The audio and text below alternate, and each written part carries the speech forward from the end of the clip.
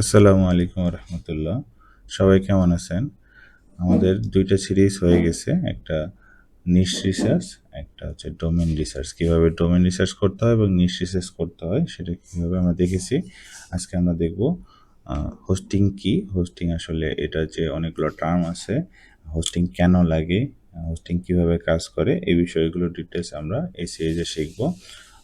তো আমরা আসলে ডোমেইন যখন নিই অনেকগুলো প্রশ্ন আসে আসলে ডোমেইনটা কেন লাগতেছে, হোস্টিং কেন লাগতেছে। তো এখানে বেশ কিছু প্রশ্ন নিয়ে বেসিক বিষয় নিয়ে আমরা আলোচনা করব। তো যদি আমরা শুরু করি যে আমরা একটা ডোমেইন যদি কিনি, সেই ডোমেইনের নাম ধরেন XYZ অথবা mywebsite.com বা যেকোনো একটা কিছু। এই ওয়েবসাইটটা আমরা নিয়ে যদি ব্রাউজারে সার্চ করি তাহলে একটা আমাদের সামনে ওয়েবসাইট চলে আসে। তো এই আ ডোমেইনটা কি আসলে নিজে, নিজে তার ওয়েবসাইটকে দেখাতে পারে? আসলে তা না। আ ওয়েবসাইট তো শুধু একটা নাম। হ্যাঁ? এই নামটা আসলে আ শুধু ডোমেইনের নাম, কিন্তু এটা একটা ওয়েবসাইটের ঠিকানা মাত্র। ওয়েবসাইটের ভিতরে আর্টিকেল থাকে, লোগো থাকে, ইমেজ থাকে, ভিডিও থাকে, প্লাগইন থাকে, ডাটাবেস থাকে। এগুলো প্রত্যেকটা ফাইল এবং প্রত্যেকটা ফাইলের জন্য নির্দিষ্ট জায়গা দরকার। ডোমেইন তো শুধু একটা নাম। তো কোনো একটা স্টোরেজ না। আসলে এই ফাইল এগুলো হচ্ছে ডোমেইনের মধ্যে থাকতে পারে না। এখন এই ফাইলগুলো কি ডোমেইনের ভিতর থাকবে? এগুলো তো আলাদা একটা জায়গা লাগবে। তো এই জায়গাটাই হচ্ছে একটা হোস্টিং। তো এই জায়গাটার নামটাই আমরা হোস্টিং বলতেছি। তো হোস্টিং হচ্ছে একটা আ শক্তিশালী একটা কম্পিউটার যেটা আসলে ২৪ ঘন্টা ইন্টারনেটের সাথে কানেক্টেড থাকে। আমাদের ওয়েবসাইটের সব ফাইল এর মধ্যে সংরক্ষণ করে রাখে। পৃথিবীর যেকোনো প্রান্ত থেকে আপনি যদি ওয়েবসাইটে ঢুকতে চান, তাহলে সেই হোস্টিং সার্ভিস আপনাকে সেই ওয়েবসাইটের ব্রাউজারে পাঠিয়ে দিবে। তার মানে আপনি আপনার ফাইলগুলো স্টোরেজ করার জন্য আপনার পিসি যদি লোকাল পিসি হলেও কিন্তু একটা সাইট হোস্ট করা যায়। তো লোকাল পিসিও সবসময় ২৪ ঘন্টা চালু রাখতে হবে। তো আপনার ওয়েবসাইটটা আপনি ২৪ ঘন্টা চালু রাখতে পারবেন না আপনার পিসিতে। যখনই আপনার পিসি অফ হয়ে যাবে, তখনও কিন্তু আপনার ফাইলগুলো দেখানো বন্ধ হয়ে যাবে। এইজন্যই আপনার হোস্টিং দরকার, যে হোস্টিং আপনাকে ২৪ ঘন্টা সে সার্ভিস দিবে। আ আপনার ফাইলগুলোকে হোস্ট করবে এবং যে কেউ আপনার ওয়েবসাইটে যদি আসতে চায়, তাহলে ফাইলগুলো সহ আপনার পূর্ণাঙ্গ ওয়েবসাইটটাকে সে শো করবে। তো একটা ধরেন এবিসি একটা ইলেকট্রনিক্স, এটা তো হচ্ছে একটা সুন্দর একটা নাম, হ্যাঁ? এটা একটা শপের নাম। কিন্তু যদি বলি যে এই শপটা কোথায় বা কিরকম কি? তো এটার জন্য একটা দোকান লাগবে। ধরেন এটার মধ্যে যা, যা আছে সবকিছু শো করানোর জন্য তো একটা দোকান লাগবে বা একটা স্পেস লাগবে। সেই স্পেসটা হচ্ছে হোস্টিং। আর নামটা হচ্ছে আপনার ডোমেইনের নাম। ঠিক আছে? এটা আসলে এভাবে আরকি বুঝতে পারবেন সহজে যে আমাদের যা দেখতেছি সেগুলো হচ্ছে আ ডোমেইনটা হচ্ছে দোকানের নাম, আর ডোমেইনের মানে শপের মধ্যে যা, যা আছে সেগুলো হচ্ছে হোস্টিং। তো সুতরাং আমাদের হোস্টিং একটা দরকার হয়। তো অনেকে মনে করেন যে হোস্টিং মানে বড় কোনো স্টোরেজ স্পেস বা অনেক বড় বিষয়। হোস্টিং আসলে শুধু ফাইল রাখে না। আ এখানে ভিজিটর যখন ওয়েবসাইট ওপেন করে, তখন হোস্টিং সেই রিকোয়েস্ট প্রসেস করে, ডাটাবেস থেকে তথ্য বের করে, পেজ তৈরি করে এবং ব্রাউজারে পাঠায়।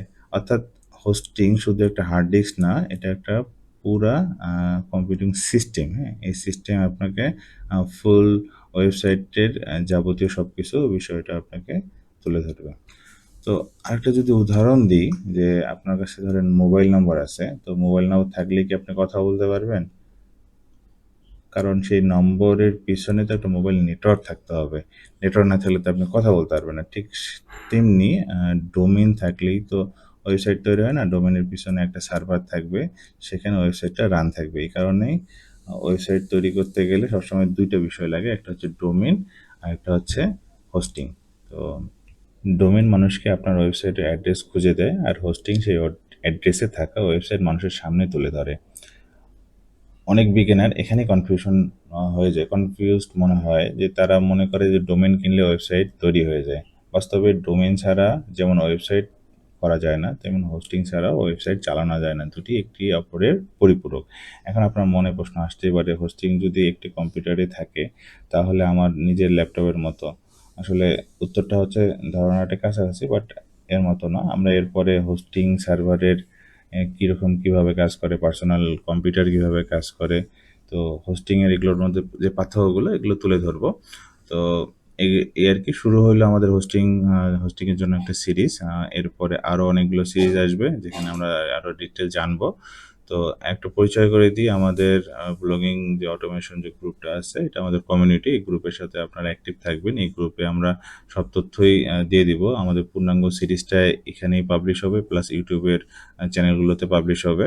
তো এখানে আপনারা জানতে পারবেন এসইও, এইইও, জিইও, এখন বর্তমানে যে নতুন এসইওর সিস্টেমগুলো আছে সবগুলো আপনাদেরকে জানানো হবে।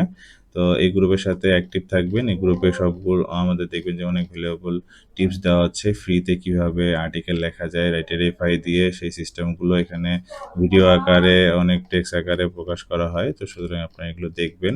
আশা করি এখান থেকে অনেক কিছু শিখতে পারবেন। এটার সাথে আমাদের থাকেন।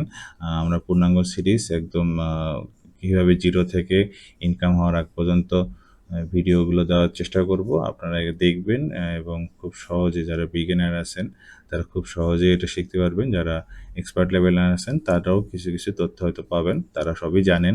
তারপরও হয়তো আমাদের এক্সপিরিয়েন্স থেকে তারাও কিছু নলেজ পেলো। আমরাও অন্যদের কাছ থেকে নলেজ পাবো আপনারা যখন কমেন্ট করবে। তো এই আর কি, এখান থেকে আপনারা দেখেন যে ফ্রি আমাদের অনেকগুলো টোকেন নেওয়ার সিস্টেম আছে।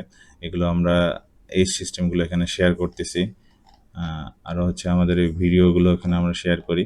সুতরাং আমাদের বিভিন্ন ওয়েতে ইনকামের যে সিস্টেমগুলো আমরা সেখানে শো করতেছি। আপনারা কীভাবে ইনকাম করতে পারেন সেই বিষয়গুলো এখানে শেয়ার করি। সুতরাং পুরো কমিউনিটির সাথে আপনারা অ্যাক্টিভ থাকবেন। আশা করি ভালো কিছু শিখতে পারবেন। তো আমাদের সাথে থাকবেন, আশা করি ভালো কিছু হবে। আজকের মতো এখানেই। আল্লাহ হাফিজ। আসসালামু আলাইকুম।